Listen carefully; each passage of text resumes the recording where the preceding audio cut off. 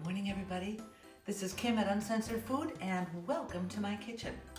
It has recently come to my attention that in a few short weeks, we're going to be having a rather important football contest between the avocado baker heads and the Italian, I don't fucking know, two teams that fought their way to the top. Football hasn't really meant much to me since the 1985 Bears. Yes, that's how old I am. That was a really good game, wasn't it? Anyway, you're gonna need some food to eat in front of that game. So I'm making two different things today that both can be eaten in front of the television with your fingers, incorporating my two favorite styles of food. Right here, Mexican, spicy, delicious Mexican. We're gonna use chorizo, avocados, peppers, onions, cilantro, limes. Oh my God, I'm drooling already. And over here, Italian, and this is going to be a Bundt pan lasagna. Anybody can put this together. I've been making lasagna since I was a little tiny girl, and I've never made the same one twice. I know the basic ingredients. I'm gonna show you that too. So, get ready, put your apron on. Oh fuck, where's my apron? I'll get it. And this is what we're gonna make. Here we go. I will begin with the lasagna, and the first thing you have to do is take these good long noodles and cook them. You cook them al dente, almost all the way through, but not really. So I'll start with that. Putting together lasagna is very easy, but it takes a little preparation. There's a cheese layer and there's a meat layer, and we'll start with the cheese layer. As I said, I've made this differently every time. I start with one 15-ounce container of ricotta cheese. To that we add some diced up homegrown parsley. Of course, it doesn't need to be homegrown, but it doesn't hurt. I'm gonna add about a tablespoon or so of sugar. Trust me, you need that. And 2 eggs to bind this sucker together. Mix that all together quite well.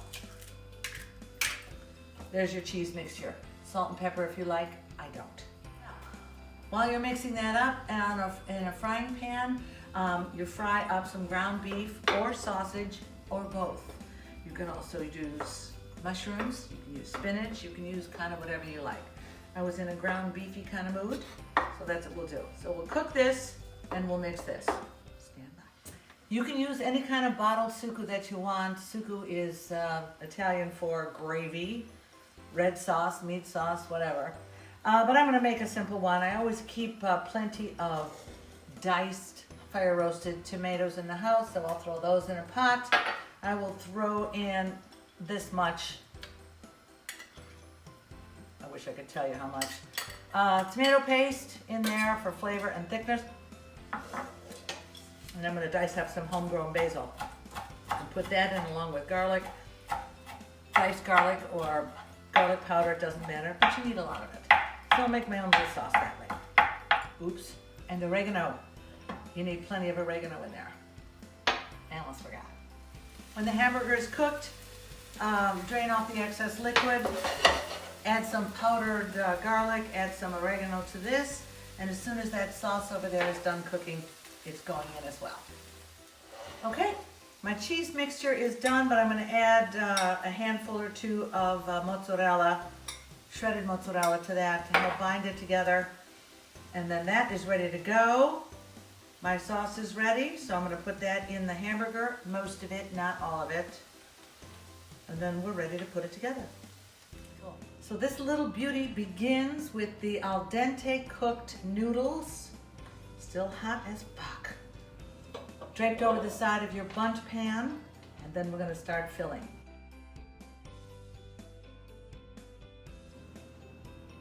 I'm over here. Hey, camera. There you go.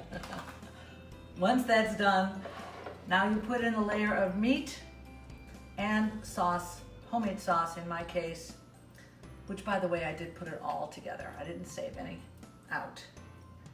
Make a layer of that.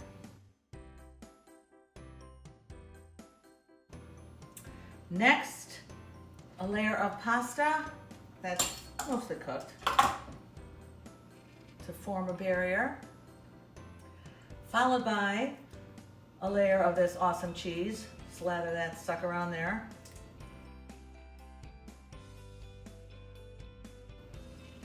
followed by another layer of pasta that you cut in half. You get where I'm going with this, right? More meat, more pasta, more cheese. That's what we're doing. Once you've done that, you cover it up with more pasta. You can put more cheese on top of here if you want. I ran out, so I don't want.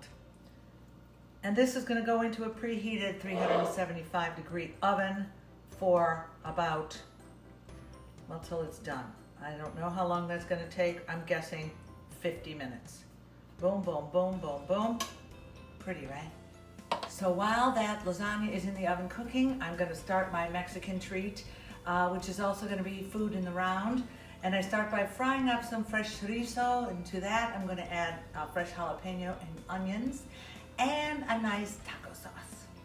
Okay, the chorizo is pretty much cooked. It's so delicious. To this, I'm going to add diced jalapeno, half of a big one, with the seeds, because that makes it hotter. Some green onions and some cilantro.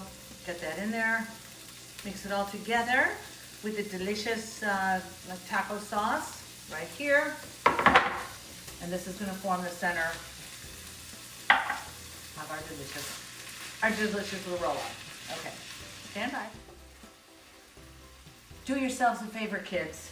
When your camera's off or while you're waiting for something to cook before the next step, clean your goddamn kitchen. It's going to make your food taste better if you know you don't have to go in there and clean it afterwards when you're all full.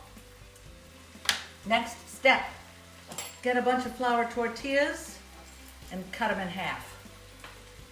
I like a pizza cutter. That works nicely. To put this little masterpiece together, you start with half a tortilla and a little bit of cheese. Whatever kind you like, something spicy would be good. A small amount of this chorizo mix, which by the way, you can use turkey, you can use chicken, whatever it is you like. Put that on. Oh, come on, I'm using the wrong spoons. Just a little taste. And start rolling it up. Not too tight. Making yourself a delicious little cone, right? That goes down on your tray. Repeat that 100,000 fucking times.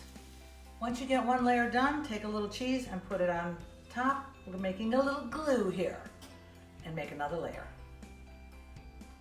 Okay, this little beauty is ready for the oven, 375 for about 20 minutes, just to darken up the outside and melt the cheese. Then you make a simple little guacamole with tomato, avocado, onion.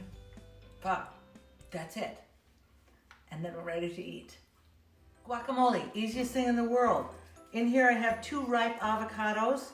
To that I'm going to add 1 Roma tomato because I think it's the most flavorful. Half of jalapeno and some green onions, mostly the green part. Mix those together. The end. We have guacamole. Okay. All right, my darlings, I might be asking for trouble here, but my lasagna is done, and with any luck at all, baked all the way through. We're going to see. I'm going to try something. I'm going to try unearthing it in front of you. No guarantees. I hope it comes out. Even if I fuck it up, it's going to taste delicious. Ready? That's pretty slippery. God damn it. Okay.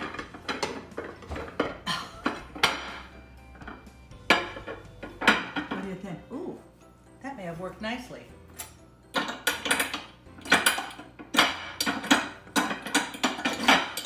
I'm having trouble with tools. Ah! Look at that, my darlings. Roxy, are you so excited?